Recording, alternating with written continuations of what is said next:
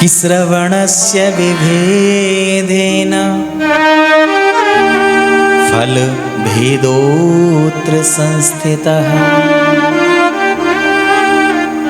धुंधुकारी ने श्रीमद् भागवत कथा सुनी, समस्त श्रोताओं ने श्रीमद् भागवत कथा सुनी, लेकिन धुंधुकारी के सुनने में और समस्त श्रोताओं की कथा सुनने में एक अंतर था, और वो अंतर ये था कि धुंधुकारी को ये पता था कि ये श्रीमद् भागवत कथा केवल और केवल मेरे कल्याण के लिए हो रही है, मेरे उद्धार के लिए हो रही है, इस प्रेत योनि से मुक्ति के लिए ये श्रीमद् भागवत कथा हो रही है, इसलिए मुझे ध्यान से सुननी है, पूरे मन लगा के एकाग्र चित्त होकर सुननी है। उसके मन में यह भावना थी। उसने पूरी सप्ताह कथा, पूरी कथा को ध्यान से अच्छे से चिंतन मंथन मनन के साथ मैं सुना, लेकिन जो यहाँ सारे श्रोता बैठे हुए थे उन सब ने इसलिए सुना कि धुंधुकारी के कल्याण के लिए, उसके उद्धार के लिए कथा हो रही है, तो हम लोग भी सुन लेते हैं। जिसमें कुछ सुना कुछ नहीं सुना। और श्रवणस्य विभेदेन फल भेदोत्र संस्थितः, जब हम सुनने में भेद कर देते हैं तो हमारे फल में भी भेद हो जाता है।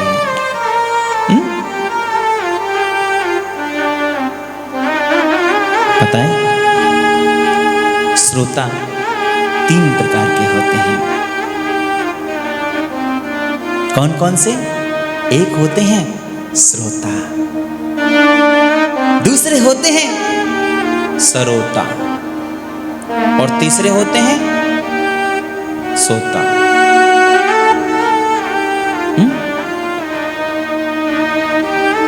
श्रोता जी कैसे होते हैं? बोले समय से पहले आकर अपना स्थान ग्रहण करते हैं, श्रीमद् भागवत कथा को पूरे ध्यान से अच्छे से पूरे समय सुनते हैं, मन लगा के दिल लगा के अच्छे से श्रीमद् भागवत कथा का रसपान करते हैं, कीर्तन भजन में पूरा आनंद लेकर कथा का श्रवण करते हैं। कथा विराम होने के बाद फिर उस कथा का चिंतन करते हैं, मंथन करते हैं, मनन करते हैं, अपने जीवन में उसमें से कुछ अच्छाइयों को अपनाते, अपने जीवन का कल्याण करते हैं। उन्हें कहते हैं श्रोता। लेकिन दूसरे होते हैं सरोता।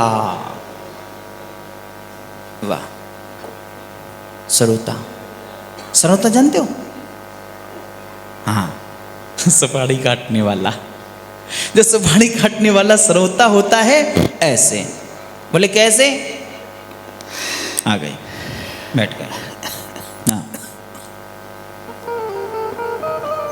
कथा तो ठीक ठाक है, परंतु माइक व्यवस्था ठीक नहीं है। थोड़ी सी कुछ कमी है। दूसरा बोला नहीं नहीं वो तो ठीक है, लेकिन पब्लिक थोड़ी कम है, हैं? इतना बड़ा हॉल है, पब्लिक थोड़ी सी है।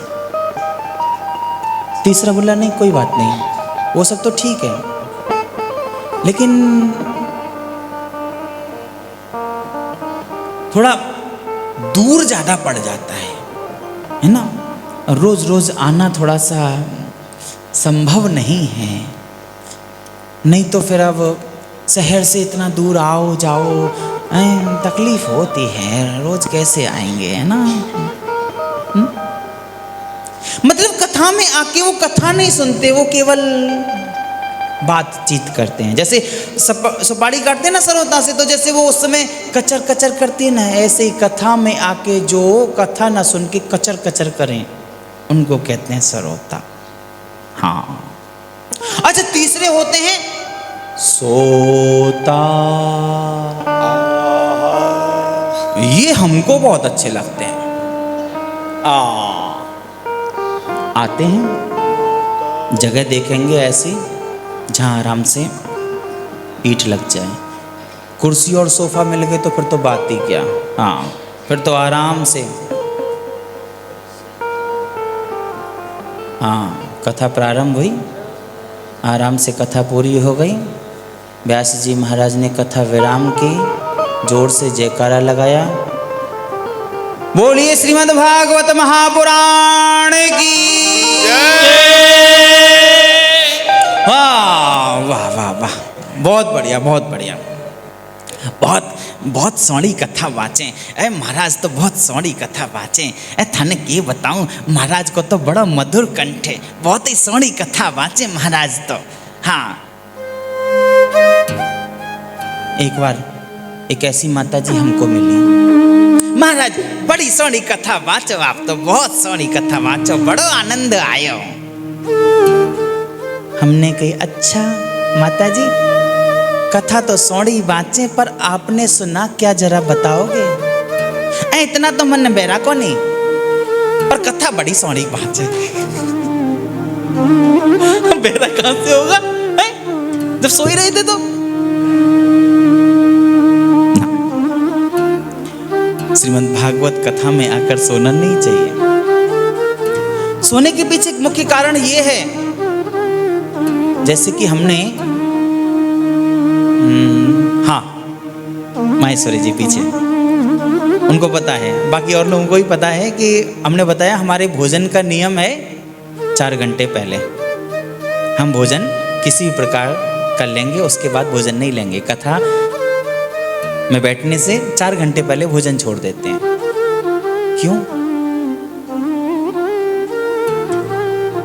अब ठूस के आओगे तुरंत बैठोगे कथा में तो क्या होगा, नींद तो आएगी है? और वो भी अच्छे से, पता नहीं शाम को मिला ना मिला। नहीं, केवल पहले तो समय का ध्यान रखो कि कितने देर पहले हमको भोजन ग्रहण कर लेना चाहिए। भोजन करके तुरंत कथा में नहीं बैठना चाहिए। दूसरा, अल्पाहार करना चाहिए, कम आहार करना चाहिए, जिससे कथा सुनने में हमारा मन लगा रहे, ध्यान लगा रहे, हमें नींद नहीं आए। इन सब बातों का विशेष ध्यान रखना पड़ता है, तभी तो कथा सही से सुन पाते हैं। और हाँ, समय तो कम है लेकिन थोड़ा सा बता दें कि हम इस बात को ही बोलते हैं कि कथा में जो भी श्रोता आते हैं, जैसे कुछ श्रोता क्या करते हैं, कथा में तो आते हैं लेकिन साथ में कुछ काम लेके आते हैं। और वो काम क्या होता है? एक काम होता है राम राम लिखना। कॉपी ले आते हैं, राम राम लिखते रहते हैं, कथा में बैठे हैं और राम राम लिख रहे हैं। कुछ क्या करते हैं, बोले अपनी माला झोली ले आते हैं, कथा में बैठे हैं और माला चल रही है। कुछ क्या करते हैं कि वो घर से वो ले आते हैं वो रुई कॉटन, बत्ती बनाते रहते हैं। हम बोल देते हैं हमारी कथा में ये सब नहीं। राम राम लिखना, बत्ती बनाना, माला जपना, ये अच्छा काम है, बुरा काम नहीं है। लेकिन ये काम आप अपने घर पे भी तो कर सकते हो, बाद में फुर्सत में भी तो कर सकते हो, कथा में बैठने से पहले भी तो कर सकते हो। कि कथा में ही आके करोगे, वही फुर्सत का टाइम मिला है? कथा में आए हो कथा सुनने के लिए, है तो कथा सुनो ना, न कि इन कामों को कर रहे हो। सोने का टाइम होगा, सोने के लिए बोलोगे तो 4 घंटे सोएंगे ज्यादा, अच्छे से ठांस के सोएंगे। और कथा में जो है बैठ के काम करेंगे। अरे उसमें से 1 घंटा कम कर लो, वो 1 घंटा यहाँ जो काम कर रहे हो उस काम को घर पे कर लो, कमरे पे कर लो, यहीं पे आके करोगे। श्रोताओं की भी 4 परिभाषा होती हैं, चातक, हंस, सुख और मीन। चातक कहते हैं पपीहे को, जैसे पपीहा स्वाति नक्षत्र में बादल से बरसते हुए पानी को ही पीता है, उसी तरह श्रोता को होना चाहिए। बोले कैसे? बोले जो अच्छे वक्ता, अच्छे व्यास जी कथा कहें उनकी ही कथा सुने। ठीक है, ये बात श्रीमद् भागवत में लिखी है, लेकिन कोई बात नहीं, सबकी सुननी चाहिए। जो भी कथा हो, जिसकी भी कथा हो, जो भी व्यास जी कथा कर रहे हो, सबकी सुननी चाहिए। क्योंकि क्या पता अच्छे व्यास जी नहीं है लेकिन उनके मुंह से कोई अच्छी बात निकल जाए और कोई ऐसी बात आ जाए जिससे हमारे जीवन का कल्याण हो जाए, तो सबकी कथा सुननी चाहिए।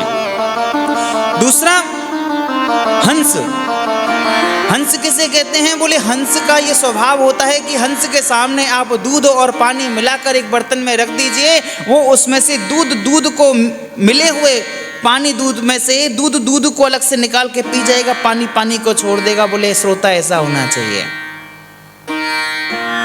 कि जो अपने मतलब की बात है, जो अपने कल्याण की बात है, उसको सब बातों में से भी निकाल के ग्रहण कर ले।